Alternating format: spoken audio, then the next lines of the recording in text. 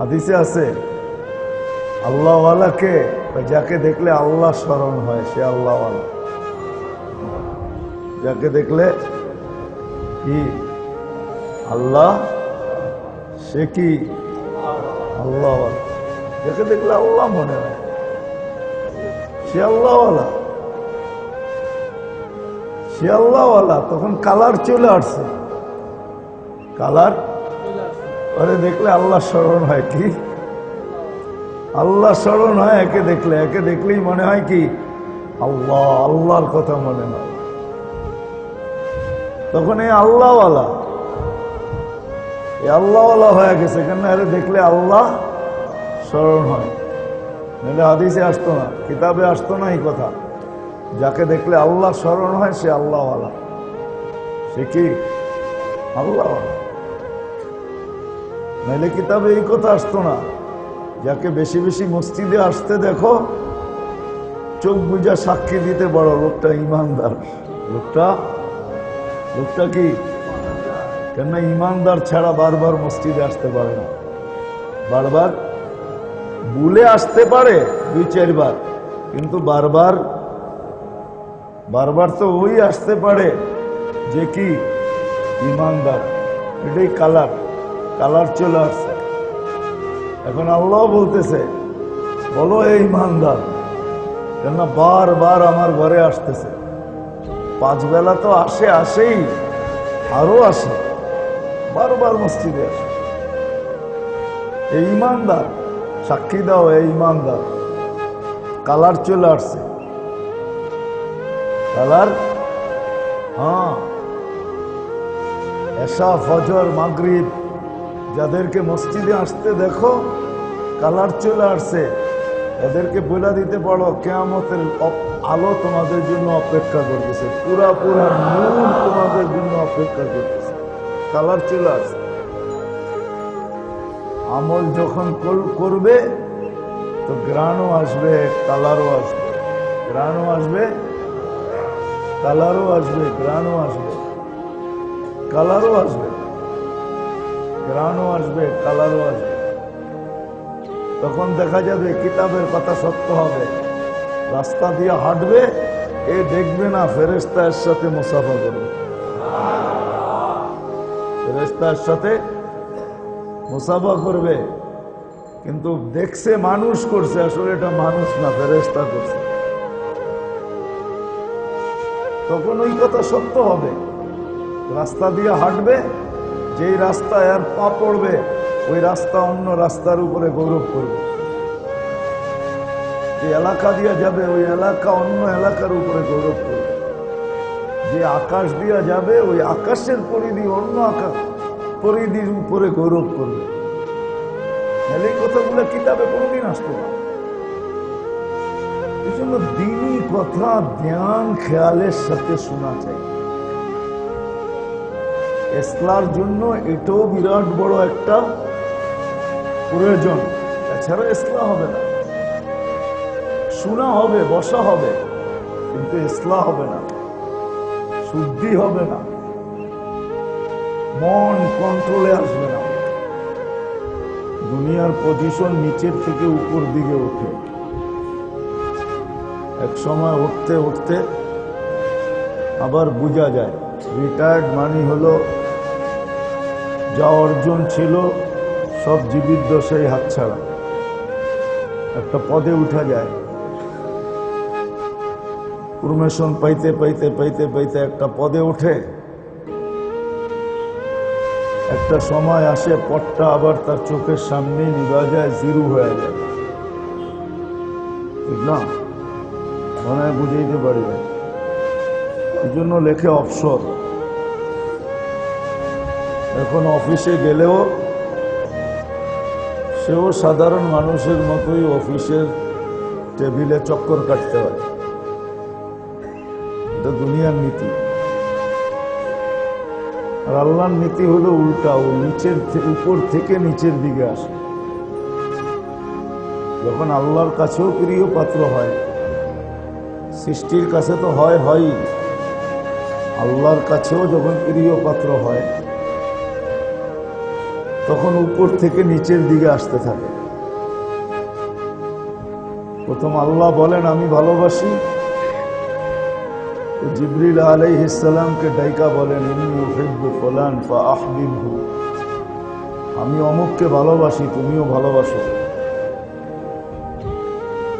তো জিবরিল আলাইহিস সালাম ভালোবাসেন, ওনাকে হুকুম দেওয়া হয় যে এইবার তুমি আরশের নিচের ফেরেশতাদেরকে ঘোষণা দাও। তো উনি ঘোষণা দেয় ইন্নাল্লাহা ইউহিব্বু ফুলান ওয়া আনা উহিব্বু ফুলান, আল্লাহ অমুককে ভালোবাসে আমিও বাসি, আরশের নিচে যারা আছো তারাও অমুককে ভালোবাসে। এই ঘোষণা চলতে চলতে 7 আকাশে চলে। যখন 7 আকাশ কমপ্লিট হয় তখন আল্লাহ হুকুম দেন যে এবার জমিনে ঘোষণা দাও।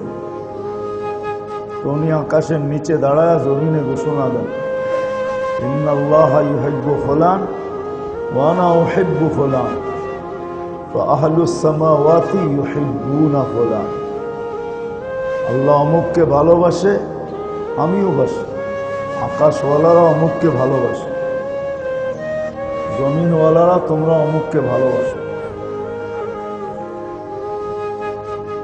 ফায়ানজিরু লাহুল কবুল, তার গ্রহণযোগ্যতা জমিনে ছড়ায় দেওয়া, বেটা দেওয়া হয়। তখন সবাই ভালোবাসতে শুরু করে। আর এই ভালোবাসায় কোনোদিন ভাটা পড়ে না, রিটায়ার্ড হয় না। এই জন্য যেটা বুঝাইতেছিলাম যে দিনী কথা যত মনোযোগ সহকারে শুনবো, একাগ্র চিত্তে যত মনোযোগ সহকারে শুনবো, তত বেশি দিলের ভিতরে যায় গাঁথতে থাকবে। আর যখন গাঁথবে আমল সহজ হবে, আমলের তৌফিক মিলবে। আর আমল যখন হবে তখন অল্প বয়সেও বুজুর্গ হয়ে যাবে। অল্প বয়সে ইতিহাসের পাতায় পাওয়া যায় অল্প বয়স আল্লাহওয়ালা হয়ে গেছে। বাইজিদ বুস্তামি রহমতুল্লাহ আলাইহি 18 বৎসর বয়সে বেলায়েত পেয়েছে। কত? 18 বৎসর বয়সে। তাও আল্লাহর রসুল স্বপ্নে যুগে ওস্তাদকে বইলা দিয়া গেছে যে বাইজিদ বুস্তামি ওলি হয়ে গেছে, একে বলো এ কাজ যেন শুরু করে।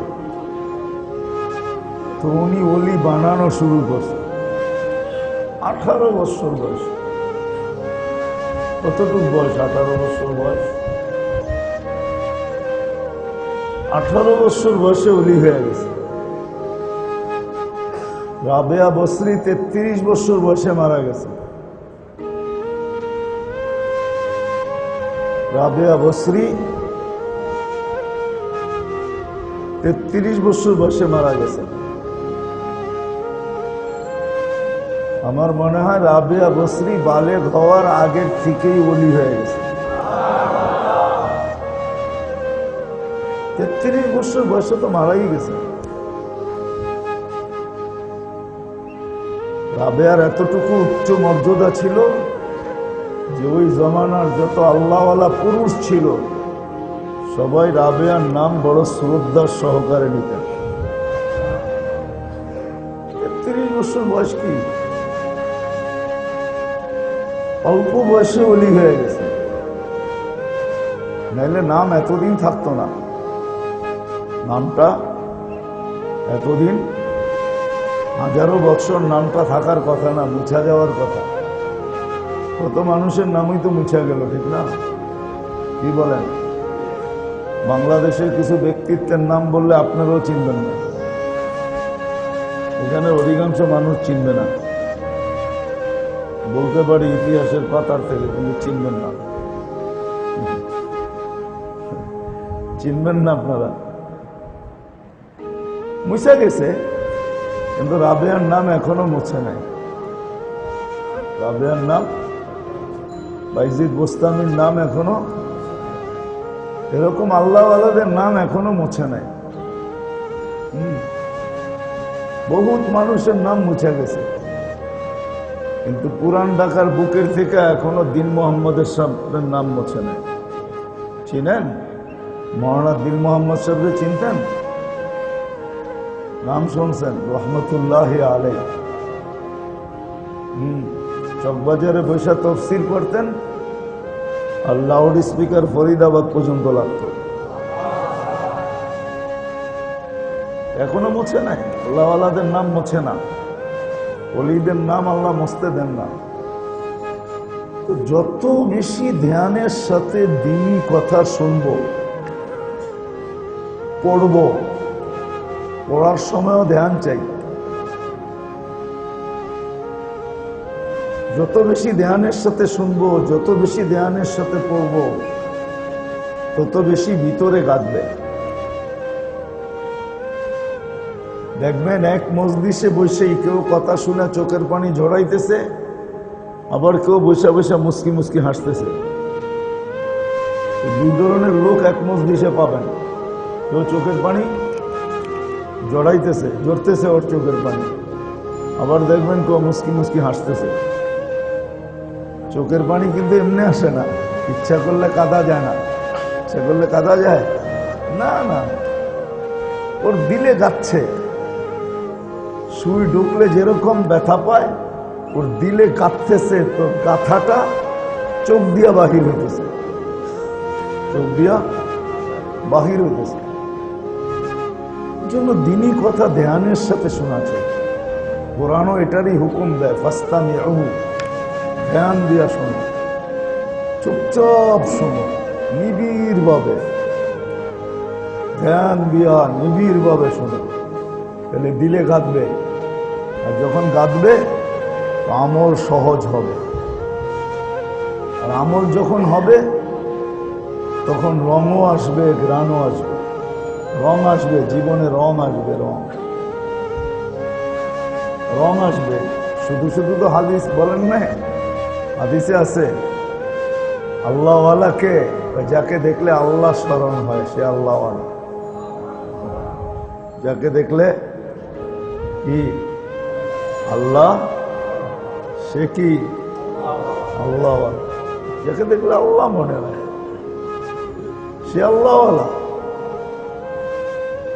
সে আল্লাহওয়ালা। তখন কালার চলে আসছে, কালার ওরে দেখলে আল্লাহ স্মরণ হয়। কি আল্লাহ স্মরণ হয় একে দেখলে, একে দেখলেই মনে হয় কি আল্লাহ, আল্লাহর কথা মনে হয়। তখন এই আল্লাহওয়ালা, এই আল্লাহওয়ালা হয়ে গেছে, কেন এর দেখলে আল্লাহ স্মরণ হয়। নাহলে হাদিসে আসতো না, কিতাবে আসতো না এই কথা। যাকে দেখলে আল্লাহ স্মরণ হয় সে আল্লাহওয়ালা, সে কি আল্লাহওয়ালা। নাহলে কিতাবে এই কথা আসতো না। যাকে বেশি বেশি মসজিদে আসতে দেখো, চোখ বুঝা সাক্ষী দিতে বড়, লোকটা ইমানদার। লোকটা কি, কেন ইমানদার ছাড়া বারবার মসজিদে আসতে পারে না। বারবার ভুলে আসতে পারে 2-4 বার, কিন্তু বারবার তো ওই আসতে পারে যে কি ইমানদার। এটাই কালার চলে আসছে। এখন আল্লাহ বলতেছে বলো এই ইমানদার, কেননা বারবার আমার ঘরে আসতেছে। 5 বেলা তো আসেই, আরো আসে, বারবার মসজিদে আসে। এই ইমানদার, সাক্ষী দাও এই ইমানদার। কালার চলে আসছে, কালার। হ্যাঁ, এশা, ফজর, মাগরিব যাদেরকে মসজিদে আসতে দেখো কালার চলে আসছে, এদেরকে বোঝা দিতে পারো কিয়ামতের আলো তোমাদের জন্য অপেক্ষা করতেছে, পুরা নূর তোমাদের জন্য অপেক্ষা করতেছে। কালার চলে আসছে। দিনই কথা যত বেশি ধ্যান দিয়া শুনবো, মন দিয়া একাগ্র চিত্তে চুপচাপ, তত বেশি দিলে গাঁথবে। দিলে যত গাঁথবে তত আমল করা সহজ হবে। আমল যখন করবে তো গ্রাণও আসবে, কালারও আসবে। গ্রাণও আসবে, কালারও আসবে, গ্রাণও আসবে, কালারও আসবে, গ্রাণও আসবে, কালারও আসবে। তখন দেখা যাবে কিতাবের কথা সত্য হবে। রাস্তা দিয়ে হাঁটবে, এ দেখবে না ফেরেশতা এর সাথে মুসাফা করবে,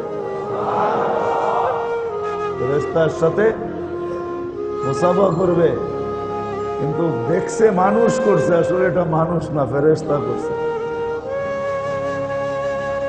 তখন ওই কথা সত্য হবে। রাস্তা দিয়ে হাঁটবে, যেই রাস্তায় আর পা পড়বে ওই রাস্তা অন্য রাস্তার উপরে গৌরব করবে।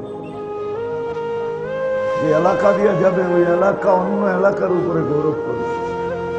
যে আকাশ দিয়ে যাবে ওই আকাশের পরিধি অন্য আকাশ পরিধির উপরে গৌরব করবে। তাহলে এই কথাগুলো কিতাবে কোনোদিন আসতো না।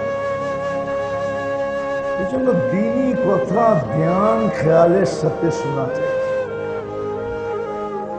ইসলার জন্য এটাও বিরাট বড় একটা প্রয়োজন। এছাড়া ইসলাম হবে না। শোনা হবে, বসা হবে, কিন্তু ইসলাম হবে না, শুদ্ধি হবে না, মন কন্ট্রোলে আসবে না।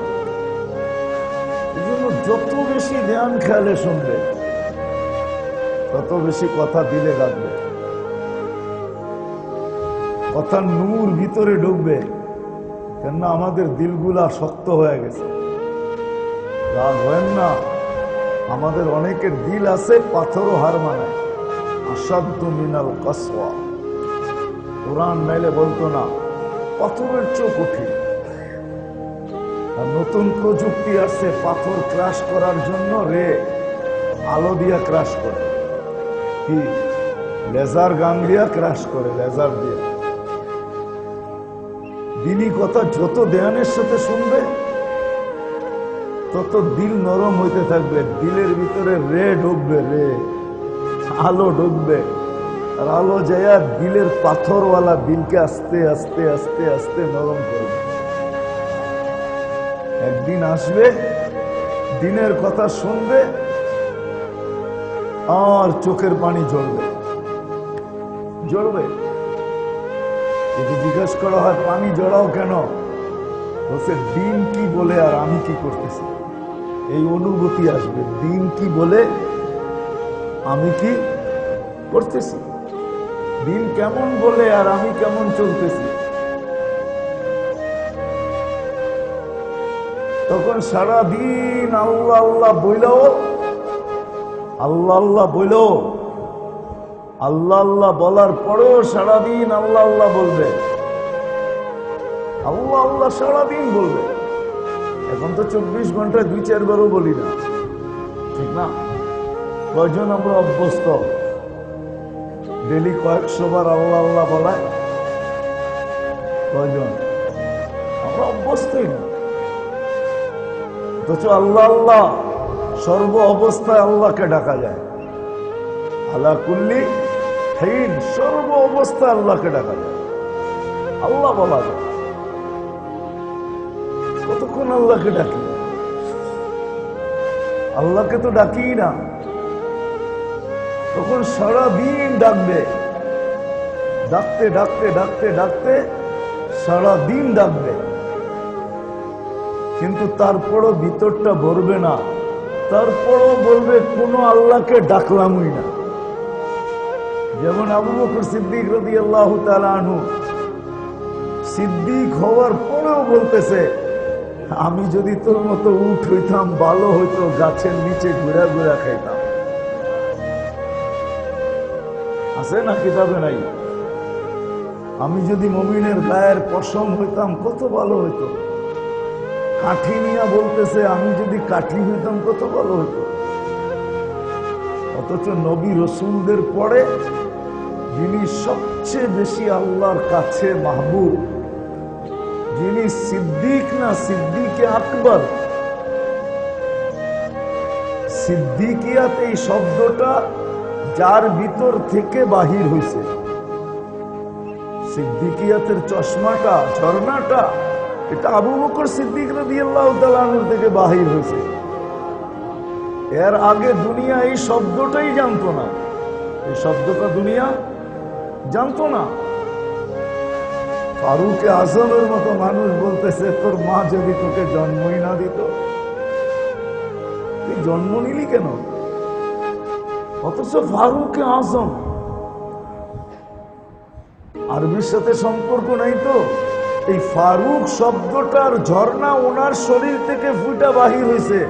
এর আগে দুনিয়া ফারুকই জানতো না যে ফারুক জিনিসটা কি। যেমন করুণা শব্দটা আমাদের ডিকশনারিতে ছিল না, 2020-এ এটা ডিকশনারিতে যোগ হয়েছে, ঠিক না? দুনিয়া জানতো না ফারুক কি জিনিস। ওনার থেকে এই শব্দটা উৎপত্তি হয়ে বাহির হয়েছে। উনি বলতেছে আমাকে যদি আমার মা জন্মই না দিত।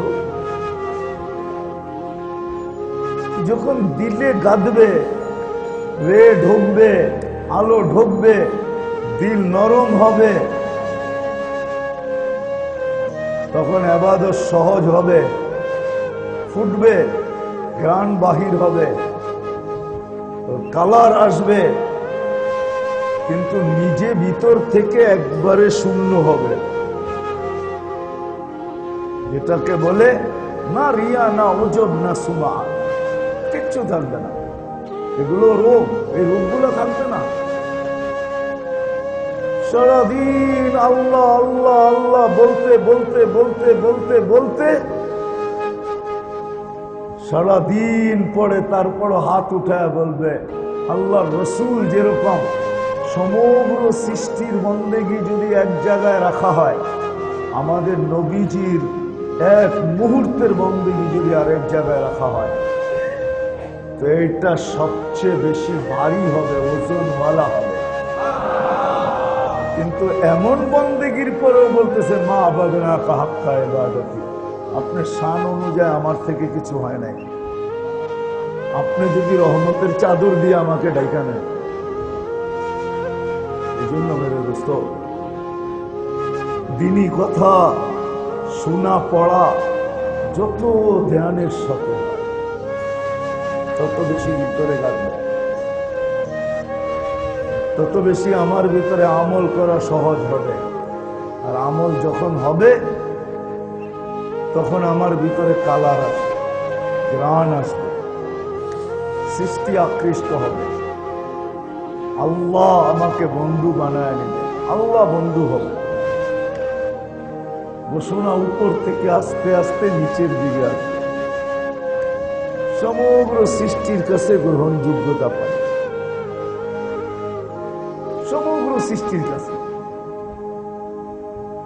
তখন সর্ব জায়গায় আল্লাহ বলবে, সর্ব জায়গায় সবাইকে কানে কানে আল্লাহ বলে দিবে তোমরা চিনো, আমি চিনি বিদায় তোমরাও চিনা রাখো, আমি চিনি বিদায় তোমরাও চিনা রাখো। সমস্ত সৃষ্টি তাকে চিনবে, যেটাকে সাহাবাদেরকে সমস্ত সৃষ্টি চিনতেন, আল্লাহওয়ালাদেরকে সমগ্র সৃষ্টি চিনতেন, এখনো চিনেন, তখনও চিনতেন, সব সৃষ্টি তাদেরকে চিনেন। এই জন্য সবার নাম মুছা যায়, কিন্তু আল্লাহওয়ালাদের নাম মুছে না, আজ পর্যন্ত মুছে নাই, আর কিয়ামতের সকাল পর্যন্ত মুছবে না। এদের নাম আল্লাহ মুছতে দিবে না। মানুষ মুছতে চাবে কিন্তু মুছানো সম্ভব হবে না। এদের নাম রোশন থাকবে, আলোকিত থাকবে। এই জন্য আমাদেরও উচিত দ্বীনি কথা যত ধ্যানের সাথে শোনা যায়, মনোযোগ সহকারে, যেন আল্লাহ আমল করার তৌফিক আমাদেরকে দিয়া দেয়, আমল করার তৌফিক আমাদেরকে দিয়া দেয়। বললাম না, সৃষ্টি চিনবে তখন মজা আসবে, তখন যখন কবরে যাবে তো মজা আসবে। ফেরেশতা যখন প্রশ্ন করবে মান রব্বুকা, তো যাকে প্রশ্ন করবে সেও হাসবে, আর আমার বিশ্বাস ওই মুহূর্তে আল্লাহ হাসবে। ফেরেশতা যদি বলে জবাব দাও না, হাসো কেন? কোন রবের কথা প্রশ্ন করতেছ? মান রব্বুকা, তোমার রবকে। রবের প্রশ্ন করতেছ, রবকে জিজ্ঞাসা করো আমি কে। আমি কে জিজ্ঞাসা করো, কেন দুজনই দুজনের পরিচিত হবে, কাছের হবে। দুজনই দুজনের, যার সম্বন্ধে জিজ্ঞাসা করতেছে তারও কাছে, যাকে জিজ্ঞাসা করতেছে সেও কাছে, যার কথা জিজ্ঞাসা করতেছে সেও কাছে, যাকে জিজ্ঞাসা করতেছে সেও আল্লাহর কাছে। নবীজির কথা যখন জিজ্ঞাসা করবে মান হাদা, মান হুয়ার রাজুল, মান হাদার রাজুল, এই ব্যক্তি কে, তখন আল্লাহ রসুলও হাসবে, সেও হাসবে। ফেরেশতা বলবে দুজনই হাসে, কাহিনী কি? বুঝা ফেলবে, হাসির দ্বারাই বুঝা ফেলবে যে ওনার কথা জিজ্ঞাসা করতেছ, ওনাকেই জিজ্ঞাসা করো। তো উনিও হাসবে, হাসি দিয়ে বুঝাবে যে আমিও চিনি, এও আমাকে চিনি, এই জন্যই তো হাসে। অপরিচিত ব্যক্তির কথা জিজ্ঞাসা করলে না প্রশ্ন উত্তর হইতো আমরা দুজনই পরিচিত। সত্য এটি, আমল সহজ হবে, আমল সহজ হবে। যখন আমল সহজ হবে তখন মেরে দোস্ত সত্য এটাই, মানুষ জানবে এই ছোট জীবনটা 60-70 বছরের জীবন, এটা বললেও তো ভুল হয়ে যাবে। কেননা এই উম্মতকে আল্লাহ 60 দিছেন বটে, কিন্তু 60-এর হিসাব নেবেন না, 60-এর হিসাব নেবেন না, 60-এর হিসাব নেবেন না। কেননা 40% তো আগেই মাফ করে রাখছেন। কেননা 15 বছর প্রাপ্ত বয়স্ক হওয়া পর্যন্ত তো এমনি মাফ, ওটার হিসাব কি নেবেন? ওটা মাফই, ওটা কি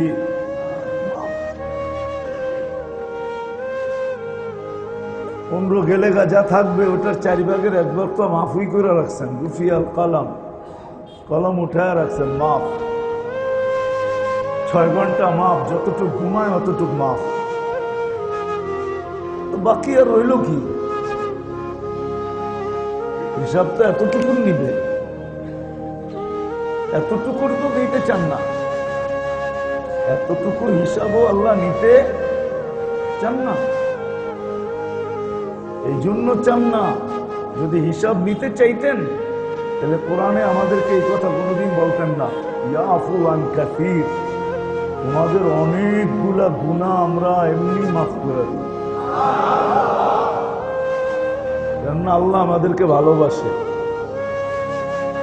ভালোবাসার পাত্রের উপরে চোখ রাখে না। কি রাখে না? চোখ বোঝেন?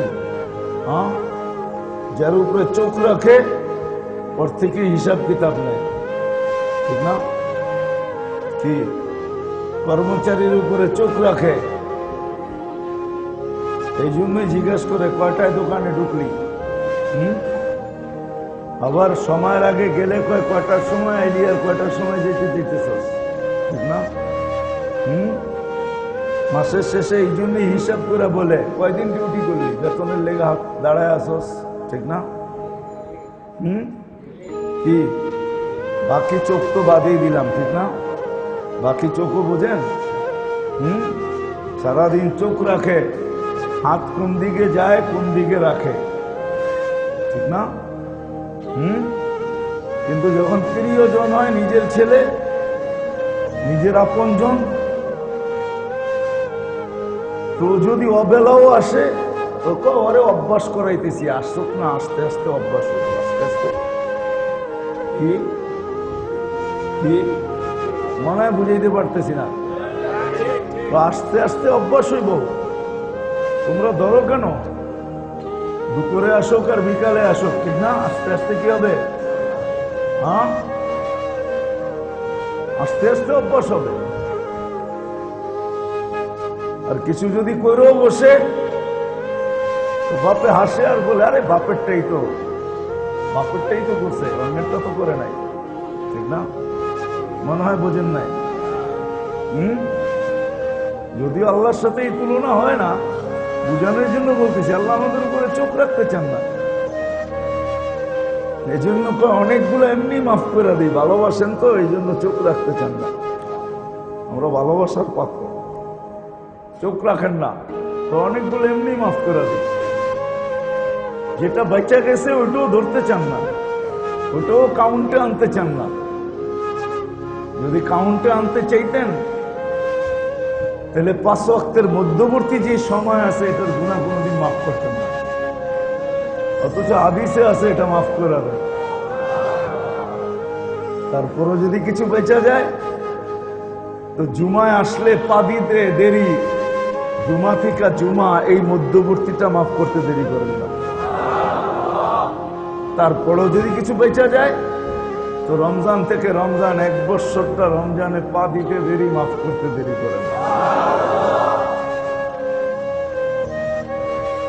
বুঝে গেল আল্লাহ আমাদের উপরে চোখ রাখতে চান না, ভালোবাসেন, হিসাব কিতাবও নিতে চান না। কিন্তু আল্লাহ এটা চান সত্যি যে এই যে ছোট জীবনটা যতটুকু কাউন্ট করবে এটা যেন সঠিকভাবে কাটে। এই জন্যই আমি বলছিলাম দিনই কথা যত ধ্যান দিয়ে শুনবে দিলে কাটবে, দিল নরম হবে, তখন চোখের বাঁধন খুলবে, বাঁধ ভাঙা যাবে, চোখের বাঁধ। আমাদের দেশে থাকে না ভেরিবাদ, চোখের মধ্যে বাঁধ আছে, ভেরিবাদ আছে, এটা ভাঙা যাবে। দিল যখন নরম হবে তখন আল্লাহ আল্লাহ রসুলের কথা শুনবে তো চোখ দিয়ে পানি বাহির হবে। এত আমলের তৌফিক হবে, আমল সহজ হবে, দ্বিতীয় দিল নরম হবে।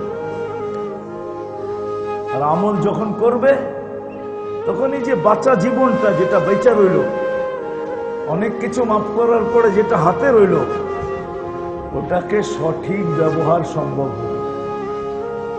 সঠিক ব্যবহার এখন কিন্তু সঠিক ব্যবহার হইতেছে না, তখন সঠিক ব্যবহার সম্ভব হবে,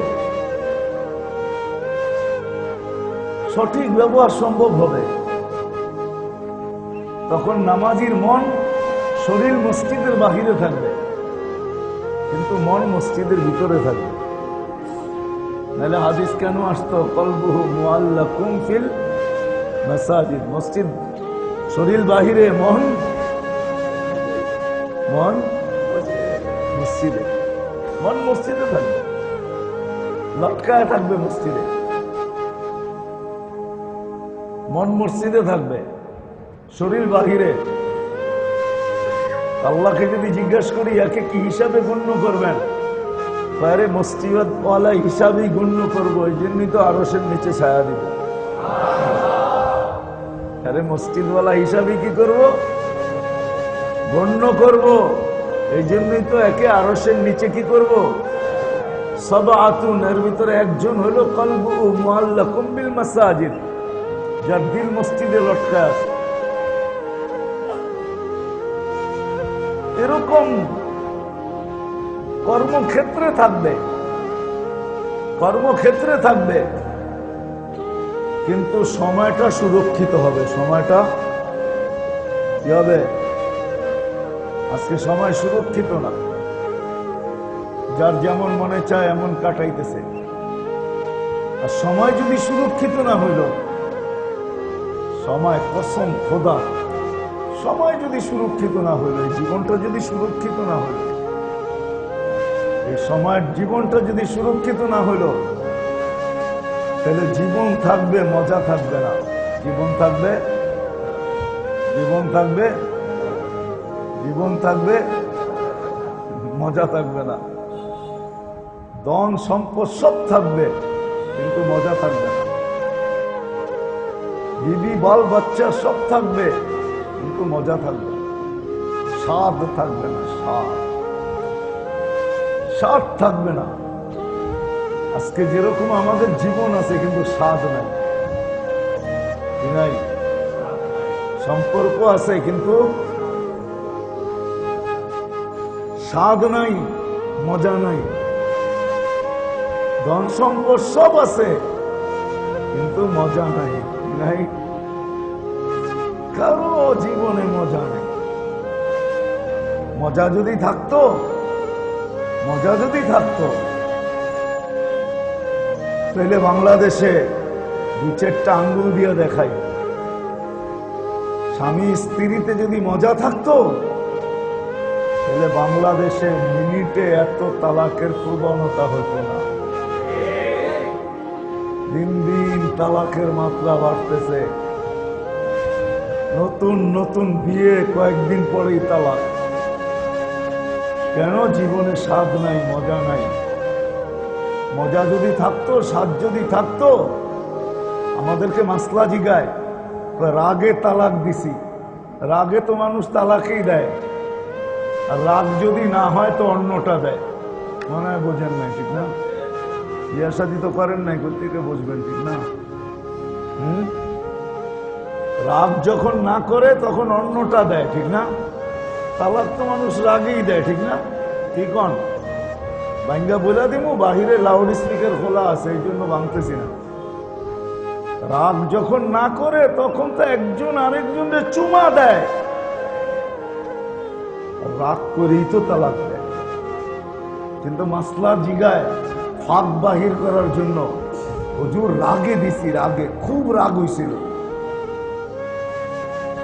কিন্তু আমাকে কেউ জিজ্ঞাসা করলে আমি বলি হ্যাঁ, তালাক তো রাগেই দিতে হয়, এছাড়া রাগ ছাড়া তালাক দিলে তালাক হয় না, তালাক তো রাগেই দেয় মানুষ।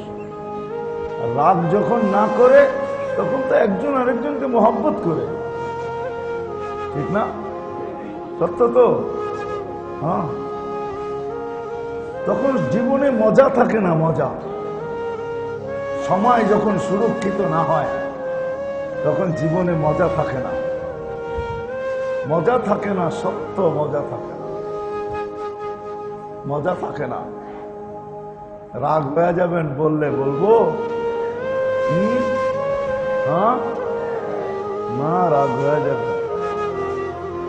আমরা ঘরের বাইরে সময় বেশি কাটাই, ঘরে সময়, ঘরের বাইরে সময় বেশি কাটাই, ঘরে খুব কম কাটাই। কেন জানেন? ঘরে মজা নাই, ঘরে স্বাদ নাই।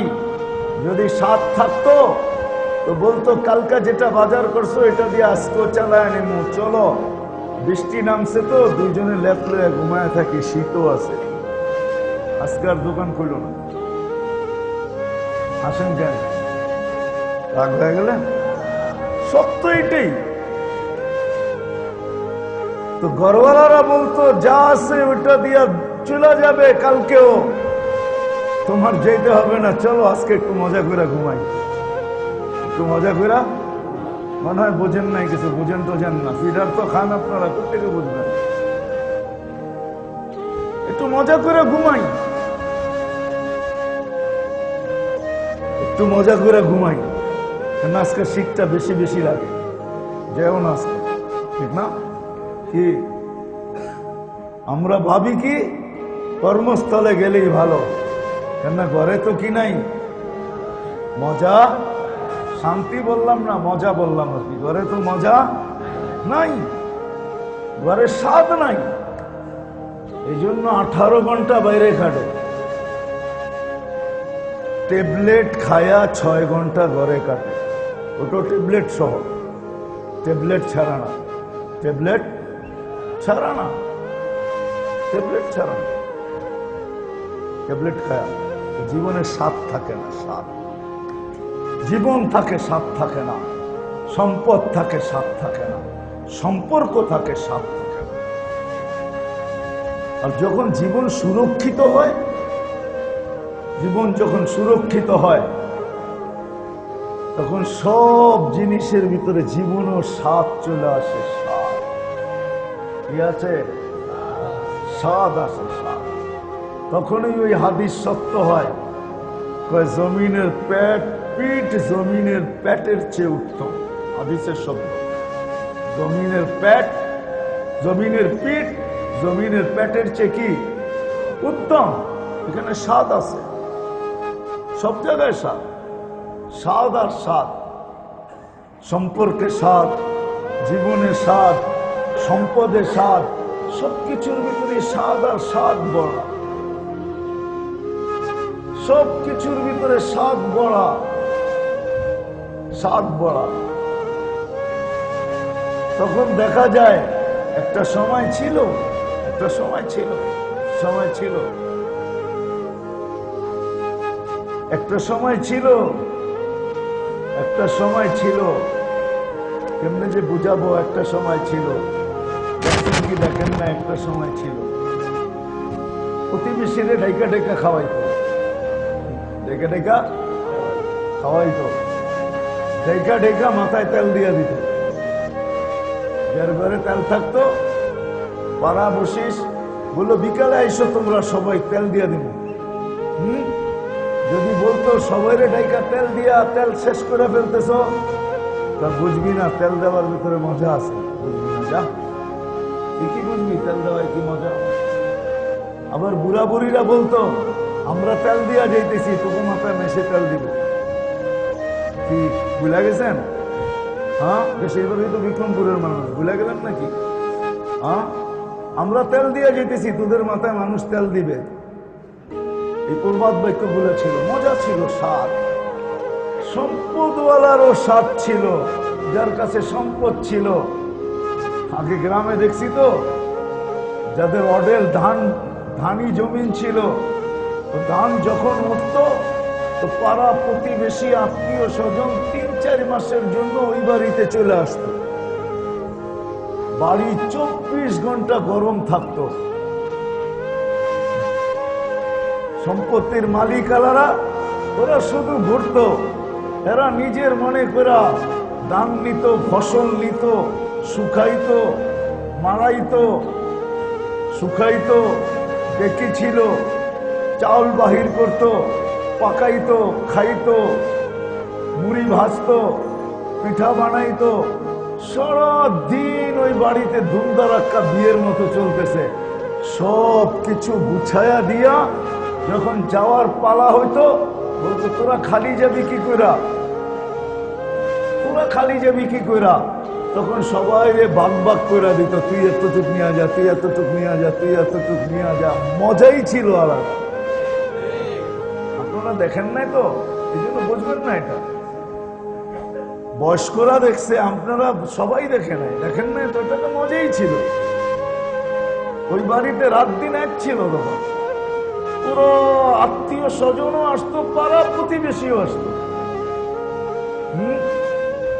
আর ওই সময় শাড়ি পরে ওই বাড়ির মহিলারা রানীর মতো বয়া থাকতো, আর পান চাবাইতো, আর মুসকি মুসকি হাসতো। কেউ মাথা দেখা দিতেছে, কেউ তেল লাগাইয়া দিতেছে, কেউ খেদমত করে দিতেছে, কিন্তু কোনোদিন এটা ভাবতো না যে এরা তো পাড়া প্রতিবেশী। না, এই ভিতরে একটা ভাবই ছিল না কারো। মজা ছিল, মজা। এই জন্যই বলতেছি, কথা শেষ জায়গায় চলে আসছে। আল্লাহ করুক বুঝে আসো। সবসময় প্রতি মাসে আমারও আসার সুযোগ হোক, আর আপনাদেরও আসার সুযোগ।